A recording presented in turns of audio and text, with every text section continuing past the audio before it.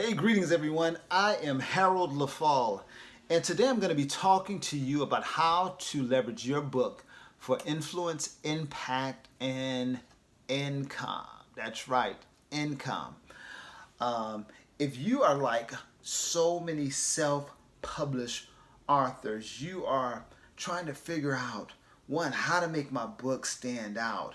How do I generate more sales for my book? How do I generate more income? And when you think about the self publishing business, there are two aspects. There's the creative piece, the author piece. Then there's the business part. Too often we focus so much on the author part, and producing our book and getting it out there, and not as much on the business part. And the business part is all about the sales and marketing of your book, because um, if no one knows about your book, you're not going to have influence, impact, or income. And so I was reading an article a while ago that was talking about the explosion of the self-publishing industry. And one of the things that was of note is that the article said that most self-published authors will sell less than 100 books. Less than 100 books. And why is that? Part of that is because with the evolution of print-on-demand books, where you have Creative Space, now it's called KDP Publishing. It's so easy for anyone to put a book out there. But a book is really an important tool to have if you are a consultant, a coach, or even a business owner. It is really a way to have instant credibility. Because when you have a book, people automatically think that you're an expert. They automatically think you know what you are talking about. At least if the book is put together well and written well.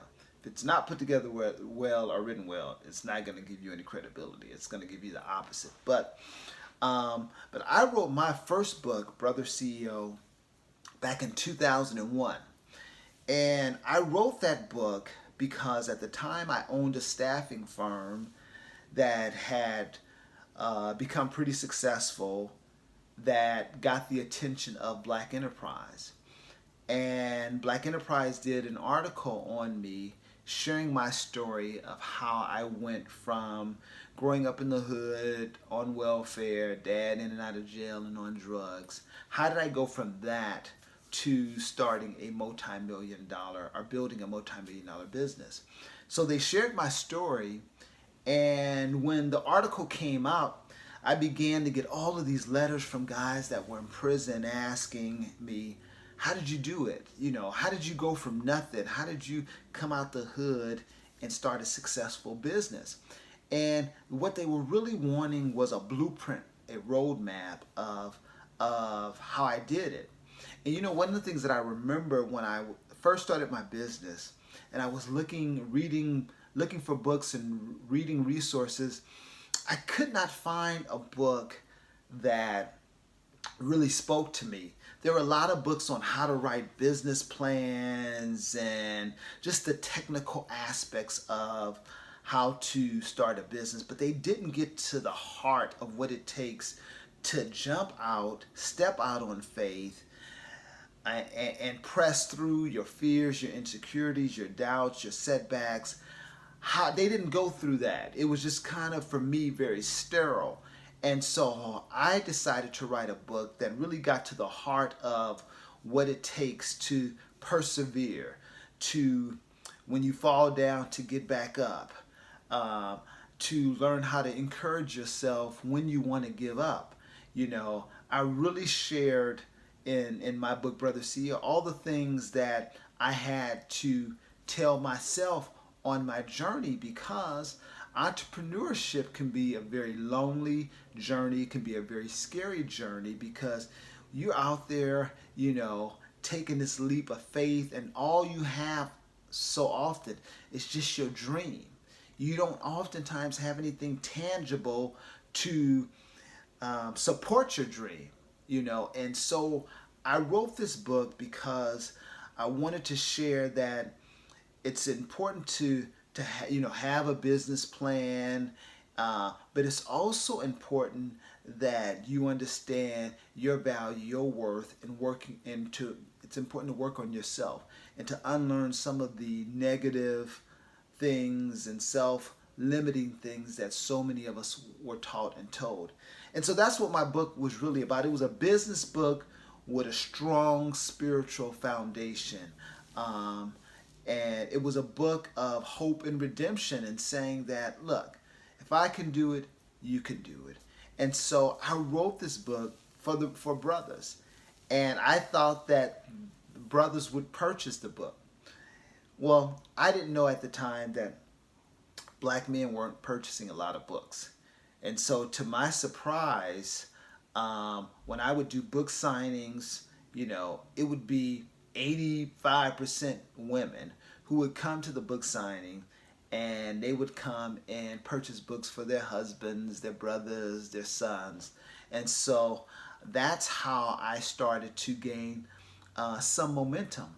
But one of the things that I discovered very early on is that, and this was before we had social media. They had MySpace back then, but we didn't have Facebook or any of that, or Instagram. But one of the things that I discovered, which still holds true today, is that I always sell the most books when I'm in front of an audience. And too often, even with social media, authors think, they'll just put some information on Facebook, LinkedIn, or Instagram, and people will buy their book. No, people need to hear you. They need to hear you talk about your book. They need to hear you share your story, because people connect with other people and they connect with your story.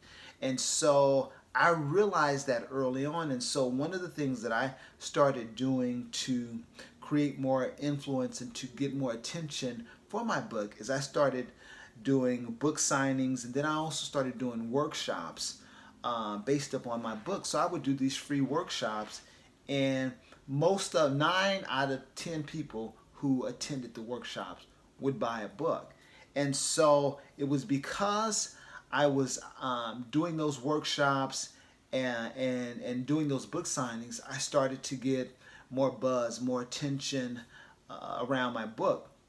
And then I started utilizing the media, because again, I'm trying to reach more people. And so I started creating press releases and sending them to radio stations and TV stations to see if they would like for me to come on and give tips about business. Very often when authors approach media, uh, they often are approaching it from the aspect, let me come on your show to talk about my book. Well, no, that's not what radio stations, they're not there, or TV stations are not there to talk about your book. You have to come at them with a pitch, an idea of how your information can impact their audience. And so, one of the strategies that I use for my first book, when I would pitch ideas, show ideas to TV and radio, was defying defeat. How to come back after you had a setback. And so sharing strategies with their audience on how to do that. And so that allowed me to get radio interviews as well as TV interviews, where I was able to help their audience with a problem. And so when you're pitching ideas on to radio and blog podcast, you want to not come from the aspect of how can I talk about my book, but really how can I use my experience, my credibility as an author, how can I use it to help their audience? And so it was as a result of that, I started getting buzz, I started getting more press. I ended up being in Entrepreneur magazine, the local newspapers did a story on me. And so as a result of that, I started gaining more influence. I started getting more business, for my staffing agency, because I was in these magazines, I was in these newspapers, and people knew my name. And so I always encourage my clients who are coaches, consultants, or business owners that if you are in one of those areas, that it's so important to publish a book, around what it is that you do, because it gives you instant credibility.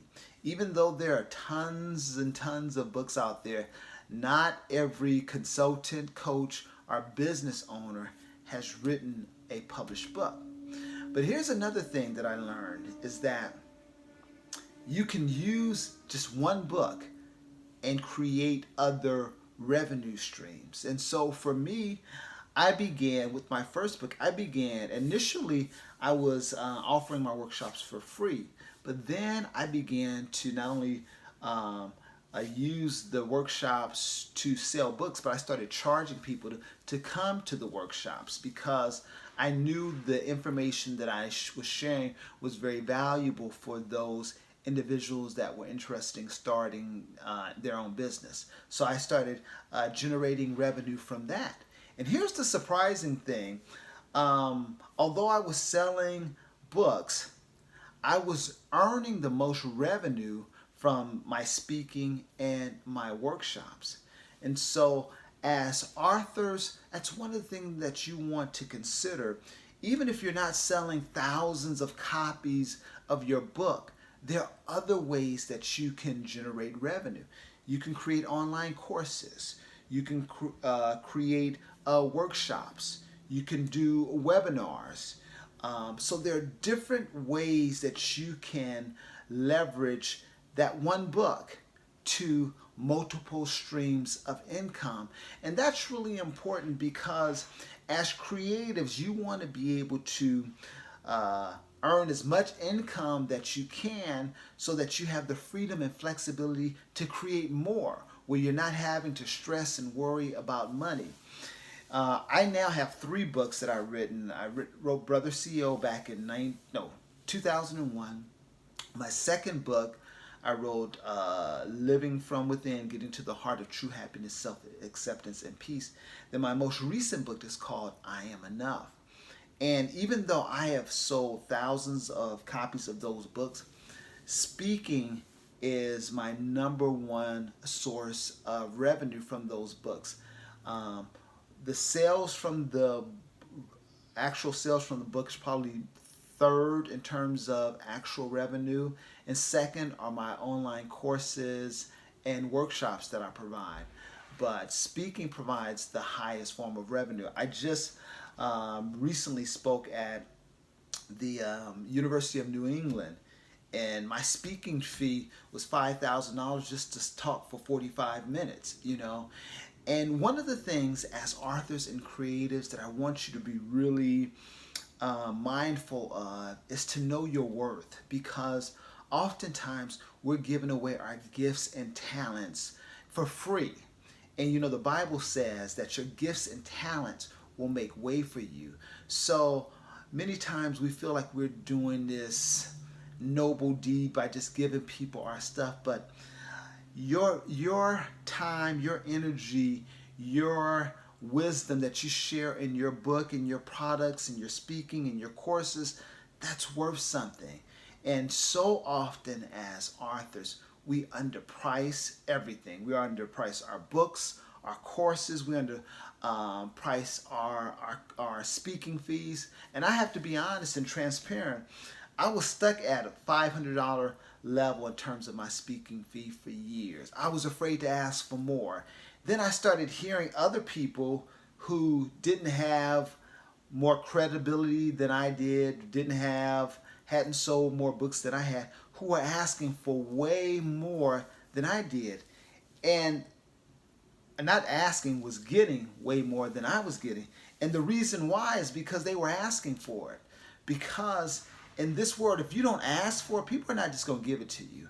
And so I'll never forget when I spoke at the university, and it was the first time I had asked for $5,000 for speaking for, giving a keynote address. Before that, my fee was at $1,500. But I knew that I wanted to ask for more, but I was just afraid to. And I remember when they called me, they contacted me. And the interesting thing about that speaking opportunity is that the director at the university heard about me from one of the participants of one of my workshops. I had given a workshop on my book, I Am Enough. And one of the participants had talked about it on Facebook, how good it was, how much she learned from the workshop. And this lady from the University of New England saw that, was interested in learning more about who I was and what I did, and called me and asked me to come and speak to the students at the University of New England. And she asked me what my fee would be, and I gotta tell you, I was like, it was hard for me to say, but I just blurted it out. I'm like, $5,000, and she didn't flinch. She didn't flinch, and I didn't think she would, you know, go for it, but she paid the fee. And so that's a real important thing that I always stress with authors and consultants and business owners. Don't be afraid to ask for what you want. Know your worth. Oftentimes we are severely underpricing our merchandise, our services, and we wonder why we stay in this perpetual place of lack. And see, what's so important for all of us to know is that we are enough. You are enough, and you are worthy for abundance. You are worthy to get paid your worth and not to be afraid of it. And so for all of us, it's a process, really. It really is. Because even though I have talked about personal development and knowing your worth, and I still would struggle, those old thoughts of not feeling enough and comparing my products and services to others, still would kind of rise up. But you won't get the type of income and have the type of influence and impact that you desire to share your message until you know and value your worth. Because once you know it, other people will pick up on that and they'll pay you what you're worth. Too often, I see so many self-published authors, when people ask them to do stuff, they always are doing it for free or doing it for pennies. And if you put yourself in the basement bargain price category, that's where people are always going to keep you. And so you can't get upset when somebody who knows their worth, who doesn't have more talent, more products than you, are able to get 2 and 3 times more than you're getting for offering the same type of services. And so it is really important that we understand our gifts and know that we are worthy and that we are talented. When God gives you a dream and a vision, He also gives you the provision. But you have to be willing to ask and have the courage to ask for what you want and not be ashamed. And if someone is not able to pay your fee for your product or service, then they're just not your client, and you just moved on to the next person, and and you don't take it personal. Now I have grown to a place where if a prospective client is not able to pay my $5,000 speaking fee, that's fine. They're not my target client, because too often we spend so much time focusing on trying to offer our products or our service to people who don't value it. If they don't value it, they won't pay you your worth, and you'll find yourself perpetually struggling. But when you know your worth, you'll walk into a room or you will walk into a meeting and ask for what you want, and most times you're going to get it. And sometimes you're going to ask for it and you're going to be shaken and you're going to be afraid. But if you will trust the process and trust yourself, I guarantee you will be happy with the results. And so um, I want to just kind of recap for you in terms of how do you leverage your book for influence, impact, and income. It's really about knowing yourself and knowing your value. Realizing if God has given you a dream or a vision, He's also given you provision, and that He did not give you that dream or that provision for you to act small in the world. He gave you that dream, that vision, so that you could stand boldly and confidently in what your gift and your offering to the world is. When we don't value what we have to offer, other people won't value it. And so the only way that we are able to leverage our influence, our impact, and our income is when we understand that we are enough, that you are enough just as you are, that your gifts really will make way for you, but you have to believe it. Not just say it, because oftentimes we're just saying things, but we don't believe it in our heart.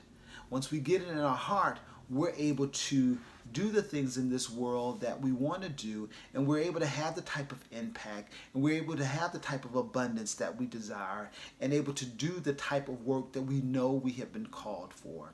And so I just want to encourage you to remember that God is on your side, and that when God gives you a dream or vision, He also gives you the provision. You know, I love this quote by James Baldwin. James Baldwin tells us, he says that your crown has already been bought and paid for. All you have to do is put it on. Put it on, stand firm, be bold, know that you are worthy, and go and do the work that God has called you to do, to influence, to impact, and to live a